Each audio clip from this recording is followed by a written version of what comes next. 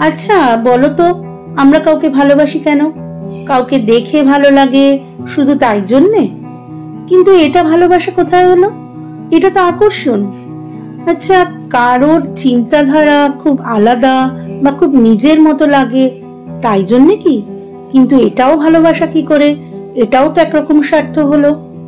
নাকি কারোর কাছে অনেক টাকা আছে বা পজিশন আছে এই জন্য কাউকে ভালোবাসতে শুরু করি আমরা?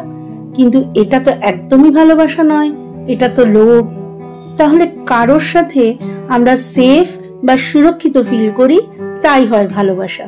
না, এটাও তো হয়ে গেল একরকম আপোষ। তাহলে ভালোবাসা কি করে হয়, কেন হয়? জানো, যারা সত্যি কাউকে কোনোদিন ভালোবেসেছে বা ভালোবাসে তারাও জানে না এর উত্তর। কারণ এই প্রশ্নের সঠিক কোনো উত্তরই হয় না।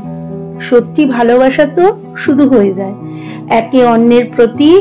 এই ভালোবাসা কিছু না দেখে, কিছু না ভেবে, বিনা কোনো স্বার্থে, বিনা কোনো আকর্ষণে, যেখানে না থাকে কোনো আপোষ, না থাকে লোভ, কিছুই থাকে না, সব কিছুর ঊর্ধ্বে গিয়ে ভালোবাসা হয়। কি তাই না?